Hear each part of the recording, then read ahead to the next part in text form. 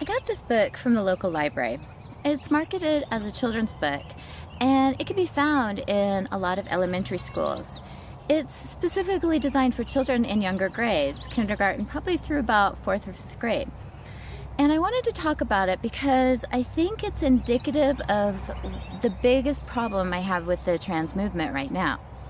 This book, I'm not going to read it to you because I don't want to violate copyright regulations. But basically what it does is it talks about a child who believes that he is born in the wrong body. And the book is presented as if this boy is actually a girl. It refers to him as a girl and suggests that he was born in the wrong body. That he was, in fact, a trans child. And this is the crux of my concern about the trans movement right now. That there really is no such thing as a trans child. There is no such thing as a trans child. People say that there are trans children, but what there are is children with gender dysphoria. Transitioning is just one of many treatment options that people with gender dysphoria have.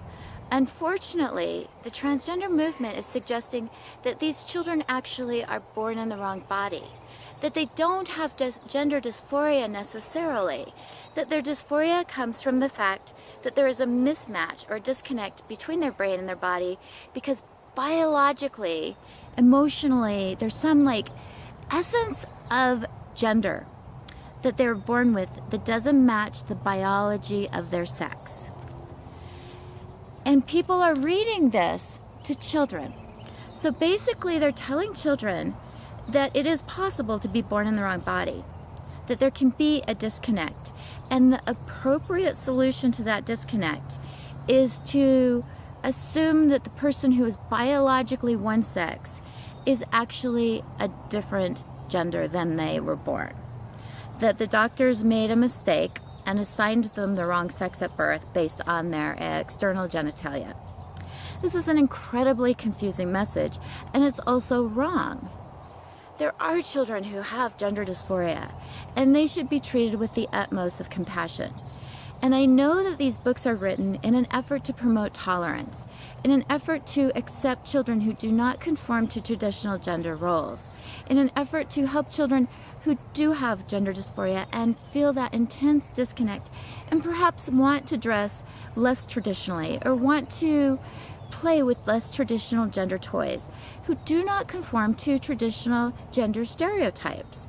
But what they're doing with this message is they're actually reinforcing the idea that in order to be a certain gender, you have to follow social gender roles and stereotypes.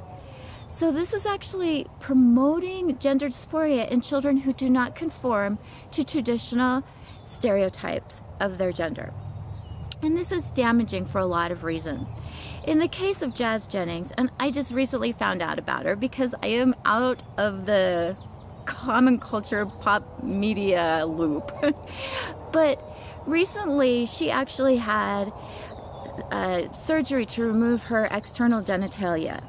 And as it turns out, Jazz Jennings was put on puberty blockers at a young age. So when they went to do the gender changing operation, she didn't have enough tissue to actually create a vagina, which resulted in complications and extreme pain.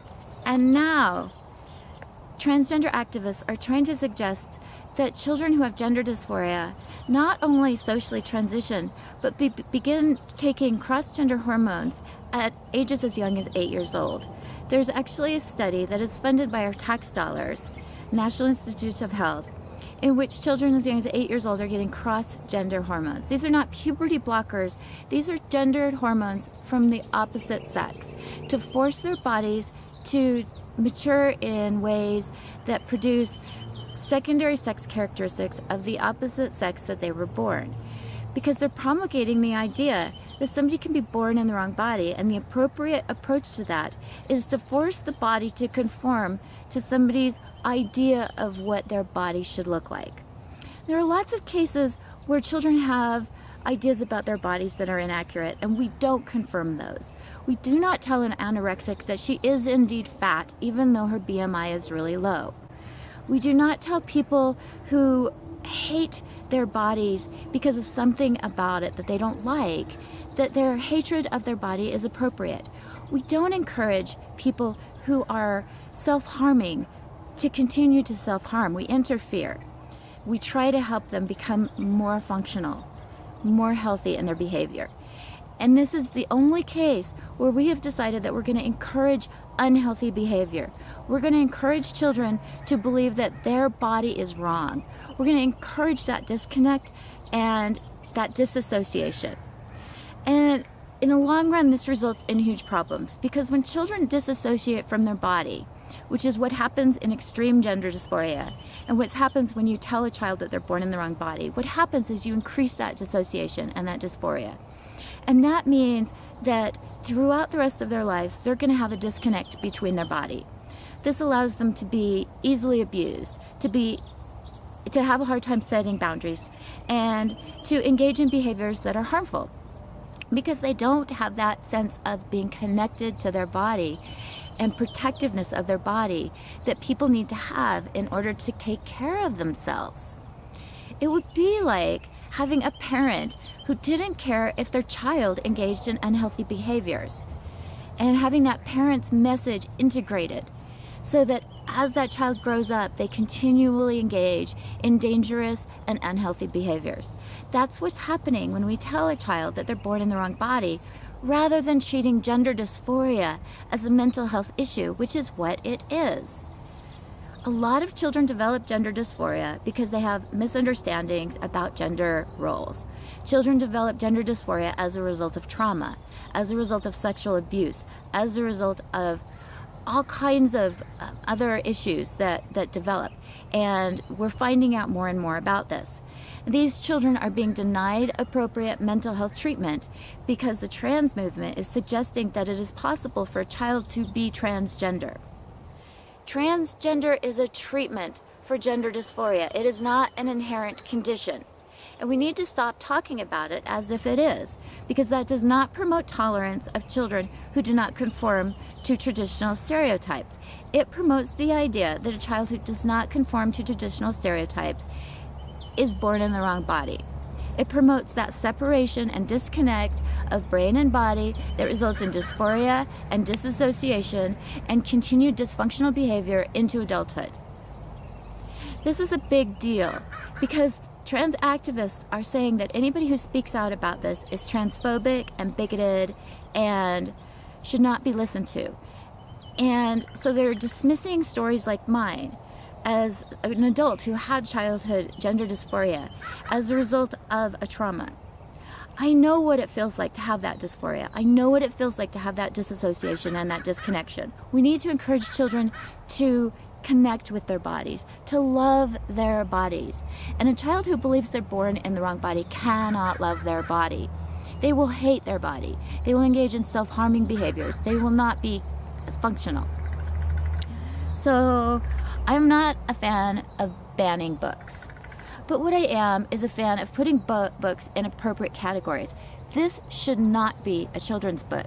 This should be a book in sociology or psychology about how our system can go wrong, about how teachers have been forced to affirm children's gender dysphoria rather than helping them resolve that dysphoria so that they can live comfortably in the body they were born in.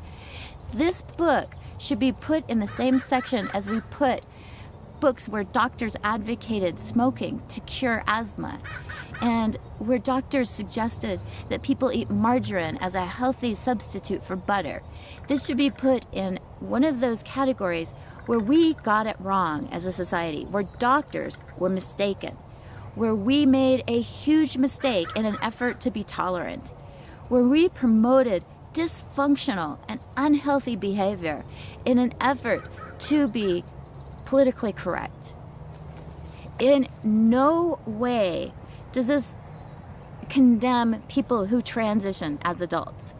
It is merely saying that we know that most gender dysphoria is resolved when children naturally progress through puberty.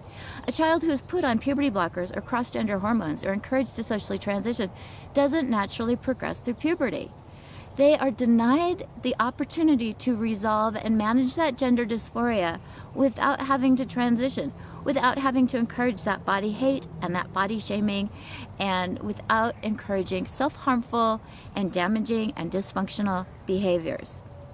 We can be tolerant of those who transition as adults without encouraging unhealthy behavior in children. If we tell children that merely not conforming to traditional gender stereotypes is indicative of being born in the wrong body, we are going to create children who have mental health issues. We are then going to treat those children who have mental health issues with medical interventions that have not been approved for children, that have been shown to be dangerous and cause long-term damage, that cause a healthy body to become dysfunctional. We need to reassess how we are promoting inclusivity and tolerance in our schools. We need to promote the idea that it's okay to not be gender conforming. That doesn't mean there's anything wrong with you. We need to promote the idea that there are times when we are very uncomfortable in our bodies. That does not mean there's something wrong with our bodies. We need to alert teachers and parents and mental health care professionals that children who have gender dysphoria can have underlying issues that need addressing. And if we simply tell this child that they are transgender child, rather than admitting that they have gender dysphoria and may have significant underlying issues that need to be dealt with, we are simply ignoring that child's need for help. It is like putting a Band-Aid over a festering wound so we don't have to look at it.